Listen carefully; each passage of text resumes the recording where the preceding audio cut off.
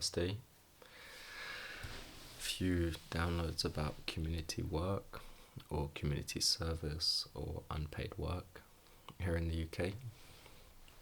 So I got 222 hours of community service earlier this year, and typically a judge in the UK would give that to you to shorten your sentence time. Some people avoid going to prison entirely for doing this community work. Other people are in prison and then get released early by doing community work. And having been in prison for a short time, hands down, totally gonna take the community work. It's like a godsend.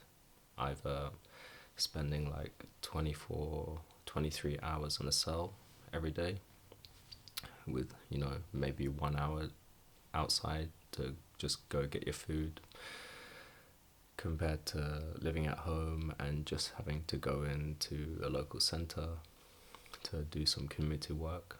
It's a no-brainer. And so I'm coming to the end of my community work, and basically you need to go for the whole day, and you have to wear these big clunky boots and this high-vis top, and depending on where you're working and depending on your supervisor, it's pretty damn chilled. You don't actually really do anything apart from maybe 1 or 2 hours work max a day, but you can get credited around 7, 8 or even 9 hours a day. So it's a great way to just get off hours from your community order or suspended sentence or whatever you're on.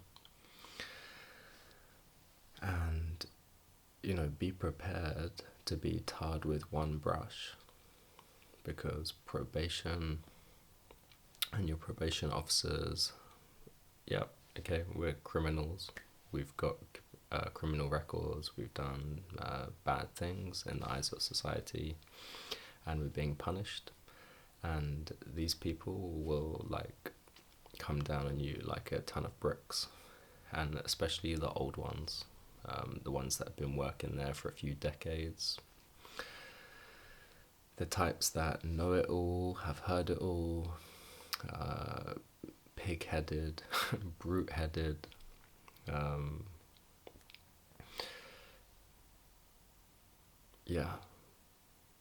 not the most welcoming or nice of people. They won't give you a second chance. They won't give you the benefit of the doubt. They won't try to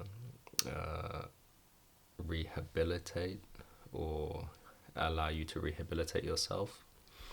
They don't care about any of that. They're just completely, pig-headed, hard-lined, don't give a shit. So watch out for those.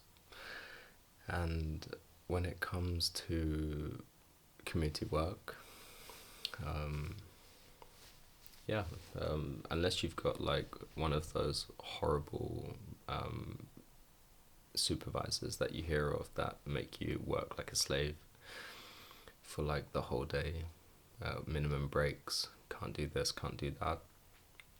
Like I said, it's very, very easy and chilled, and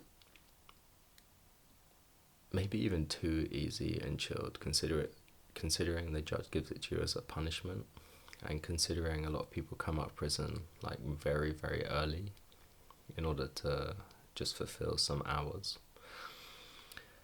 I'm doing some at a local place where I am in Sutton, and this whole town is run down. It doesn't look very nice. There's so much work to be done all over the shop there. Painting, litter picking, gardening, all different types of jobs. And yet they've kept us in one small old community centre, and we pretty much just litter pick every day that we're there. and do a little cleaning, like clean up the place, because they host events and stuff there over the weekends. And I mean, it's great because we don't have to do anything, or very little, the bare minimum.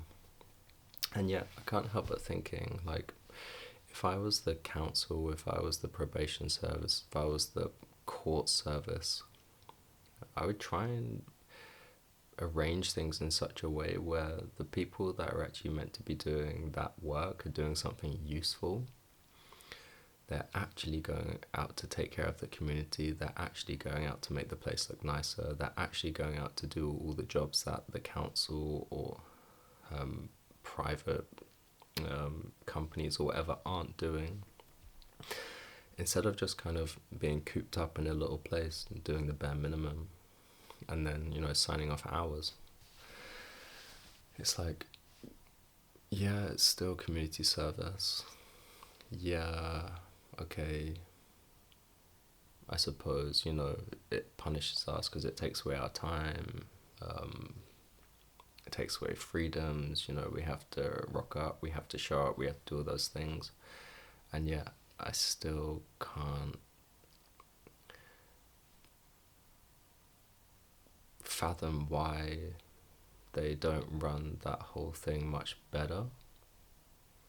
Why they don't actually engage us in a way which is beneficial for the whole community. Because, for example, I have 220 hours. If I was to do 220 hours of work at home on my business, then that would be super focused, super refined, super diligent and direct. And I would get so much done. Whereas 220 hours there is, it's not done in the same way. And if all of the people that come, like today, for example, we had like 6 people, that's a lot of work. That's a lot of contribution to the community. That's a lot of contribution to society. That's a lot of making amends. That's a lot of rehabilitation. And yet, it's kind of totally wasted. So, yeah, making sense of it all. And also, there's some people in community work who don't do anything. They don't care about anything. And why should they? Because they're there, they're forced to be there, whatnot. And yet one thing I'm learning as I'm growing and developing this business, all these instruments around me, is that hard work never just fades away. It never just is brushed under the carpet. Hard work always pays off. And even if I'm not getting anything or doing anything in those places, in the small little things that I am doing, by working hard, by showing up, by getting the job done, by doing it to the standard that I would in my own business or own home, that comes back.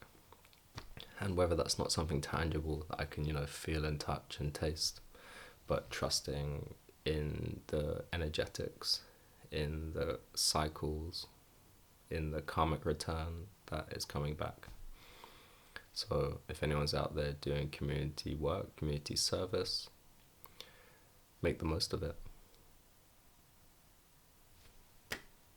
Boyakasha.